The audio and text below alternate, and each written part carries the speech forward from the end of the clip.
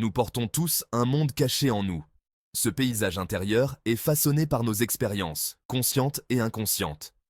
C'est dans ce paysage que se trouvent des forces puissantes appelées complexes. Ces complexes, souvent enracinés dans l'enfance, peuvent influencer profondément nos pensées, nos émotions et nos comportements. Les complexes sont comme des nœuds émotionnels. Ce sont des amas de sentiments, de souvenirs et de croyances centrés sur un thème particulier. Ces thèmes peuvent être le pouvoir et le contrôle, l'amour et l'acceptation, etc. Lorsqu'ils sont déclenchés, les complexes peuvent prendre le dessus sur notre esprit rationnel, conduisant à des pensées et des comportements irrationnels. Comprendre les complexes est crucial pour la conscience de soi et le développement personnel. En faisant la lumière sur ces schémas inconscients, nous pouvons commencer à dénouer leur emprise sur nos vies. Ce voyage exige du courage, de l'honnêteté et la volonté d'affronter les aspects les plus sombres de nous-mêmes. Le concept de complexe a émergé des profondeurs de la psychologie, principalement grâce aux travaux de Sigmund Freud et Carl Jung.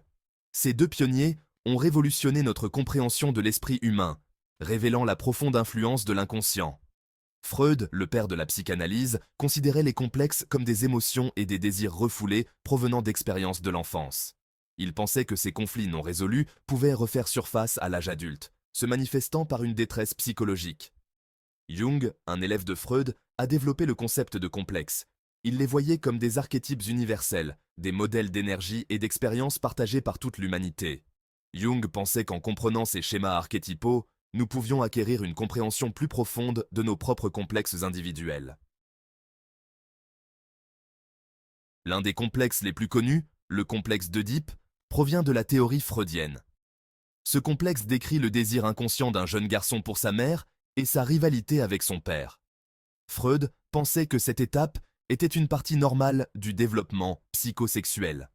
Le complexe d'Œdipe, bien que souvent abordé dans le contexte des garçons, a un équivalent féminin connu sous le nom de complexe d'Électre. Ce complexe implique la compétition inconsciente d'une jeune fille avec sa mère pour l'affection de son père. Bien que ces complexes soient souvent associés à l'enfance, leurs thèmes d'amour, de rivalité et d'identité peuvent continuer à nous influencer tout au long de notre vie. Comprendre ces dynamiques peut nous aider à naviguer dans nos relations et à établir des limites saines. Un autre complexe important, le complexe d'infériorité, a été développé par Alfred Adler, un contemporain de Freud et Jung. Ce complexe découle d'un sentiment d'inadéquation et d'insécurité, souvent enraciné dans des expériences de critique ou de comparaison vécues dans la petite enfance. Les personnes aux prises avec un complexe d'infériorité peuvent constamment douter de leurs capacités, rechercher la validation des autres ou éviter complètement les défis. Ce complexe peut considérablement entraver le développement personnel et professionnel. Il est crucial de reconnaître et de s'attaquer à la racine de ces sentiments d'inadéquation. En remettant en question les croyances négatives sur soi et en cultivant l'autocompassion, les individus peuvent surmonter ce complexe et embrasser leur plein potentiel. Cinquième partie. Le complexe de supériorité. Un masque pour l'insécurité. Bien que semblant opposé, le complexe de supériorité découle souvent de la même source que le complexe d'infériorité, une insécurité profondément ancrée. Ce complexe est un mécanisme de défense, un moyen de surcompenser un sentiment d'inadéquation. Les personnes ayant un complexe de supériorité peuvent apparaître arrogantes, vantardes ou dédaigneuses envers les autres. Elles peuvent constamment rechercher la validation et l'admiration, ressentant le besoin de prouver leur valeur. Cependant, sous cette façade se cache un ego fragile, facilement menacé par la critique. La vraie confiance en soi vient de l'acceptation de soi, et non du fait de rabaisser les autres. Guérir d'un complexe de supériorité exige de reconnaître les insécurités sous-jacentes et de développer une véritable estime de soi. Sixième partie, reconnaître l'emprise des complexes, signes et symptômes. Les complexes, bien que résidant dans l'inconscient, se révèlent souvent à travers nos pensées, nos émotions et nos comportements. Reconnaître ces signes est la première étape pour comprendre et aborder leur influence. Voici quelques signes courants de complexes, pensées et schémas négatifs récurrents. Vous arrive-t-il de lutter constamment contre les mêmes peurs, insécurités ou croyances négatives à votre égard? Réactions émotionnelles intenses. Ressentez-vous de la colère, de la tristesse ou de l'anxiété disproportionnée dans certaines situations? Difficultés relationnelles. Avez-vous tendance à répéter des schémas malsains ou à attirer des types de partenaires similaires? Ce ne sont là que quelques exemples. Il est important de se rappeler que chacun vit les complexes différemment. Il est essentiel de prêter attention à vos propres schémas émotionnels et comportementaux. Huitième partie, de l'inconscient au conscient. Identifiez vos complexes. Identifier vos complexes est un voyage de découverte de soi.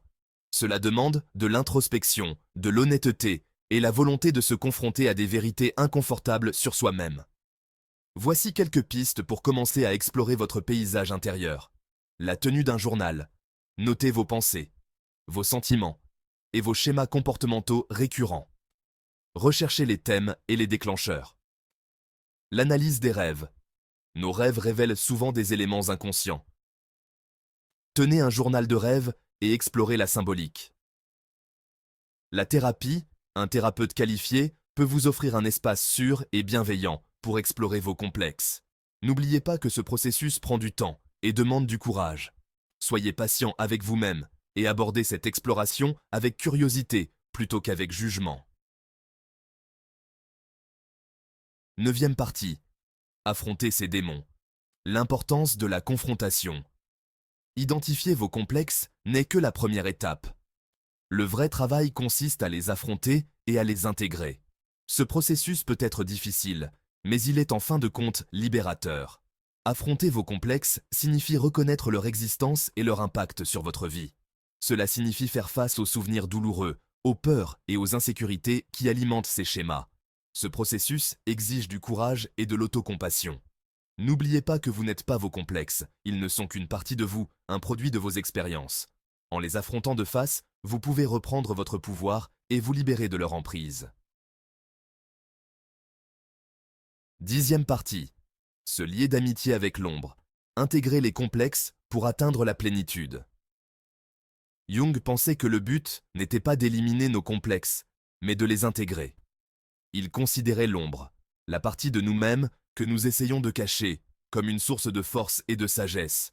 Intégrer un complexe signifie comprendre ses origines, reconnaître son influence et trouver des moyens plus sains d'exprimer son énergie.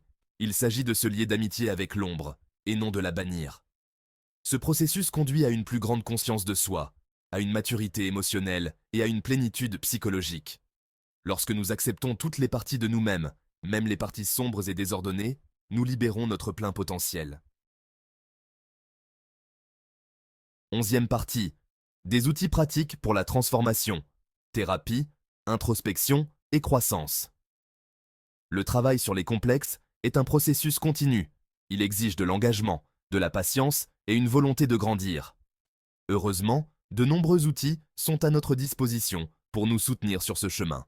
La thérapie, un thérapeute qualifié, peut vous guider, vous soutenir et vous fournir des outils pour gérer les émotions et les comportements complexes.